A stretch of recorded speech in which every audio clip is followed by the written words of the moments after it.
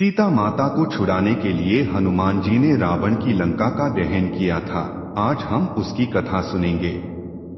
हनुमान जी माता सीता से लंका में अशोक वाटिका में छोटा रूप धारण कर मिले तथा सीता माता की आज्ञा से अपनी भूख मिटाने के लिए वाटिका से फल तोड़कर खाने लगे।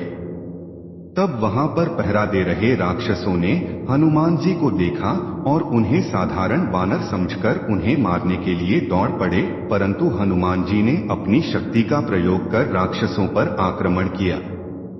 कुछ राक्षस अपने प्राण बचाकर रावण के समक्ष पहुंचे तथा उन्होंने रावण को समाचार दिया कि एक वानर ने अशोक वाटिका को उजाड़ दिया है तथा बहुत से राक्षसों को भी मार दिया है।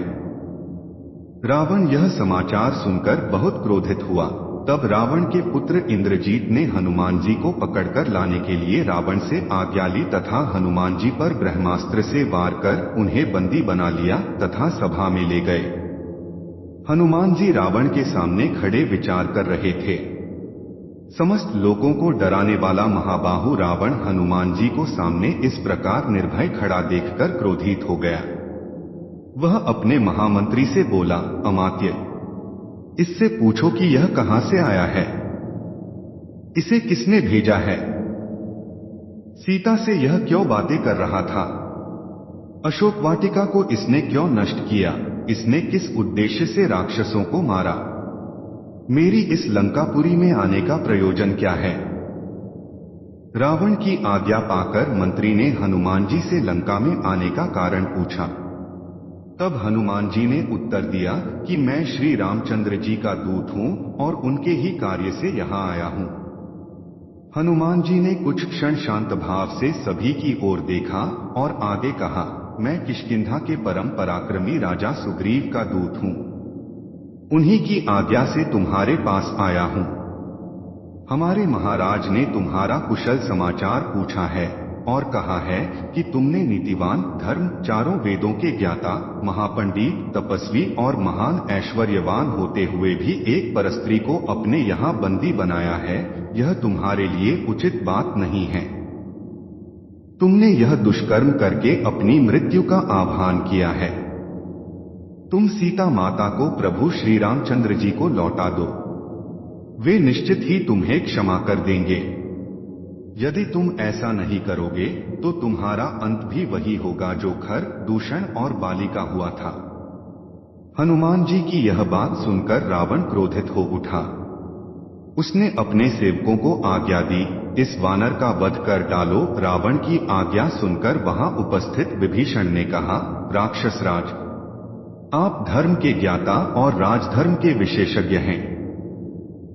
दूत के वध से आपके पांडित्य पर कलंक लग जाएगा, इसलिए उचित अनुचित का विचार करें और दूत के योग्य किसी अन्य दंड की आज्ञा दें। रावण ने कहा, शत्रुसूदन, पापियों का वध करने में पाप नहीं है।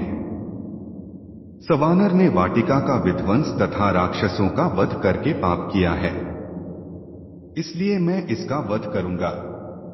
रावण की यह बात सुनकर उसके भाई विभीषण ने नम्रता के स्वर में कहा, हे लंकापति, जब यह वानर स्वयं को दूत बताता है तो नीति तथा धर्म के अनुसार इसका वध करना अनुचित होगा, क्योंकि दूत दूसरों का दिया हुआ संदेश सुनाता है।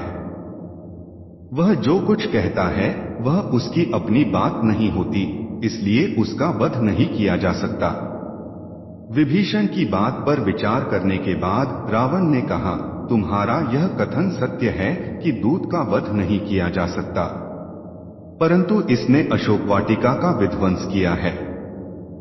इसका दंड तो इसे मिलना चाहिए।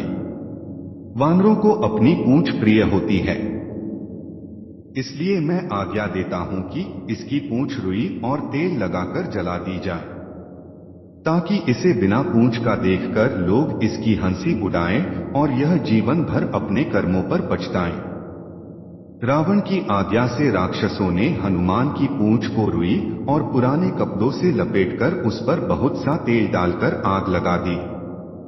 जैसे जैसे राक्षस हनुमान जी की पूंछ पर कपड़े लपेट रहे थे, वैसे वैसे हनुमान जी भी अपनी पूंछ बढ़ाते जा रहे थे। अंत में उनकी पूंछ को आग लगा दी गई।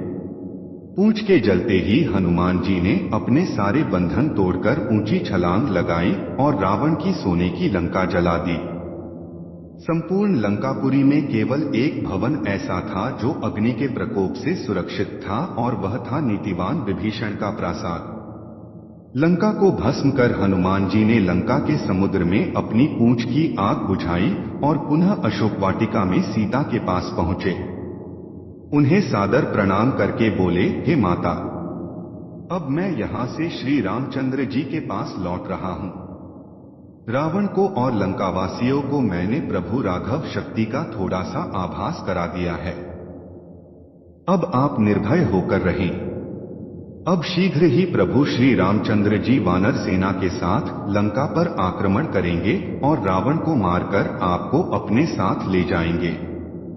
विशाल सागर को पार करते हुए हनुमान वापस सागर के उस तट पर पहुंचे जहां प्रभु श्री राम जी थे।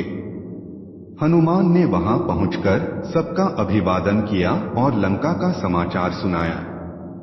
सभी वानर प्रभु श्री राम जी तथा पवनसुत की जय जयकार करने लगे। अभी के लिए इतना ही, फिर मिलेंगे एक नए कहानी के साथ। तब तक के लिए नमस्कार।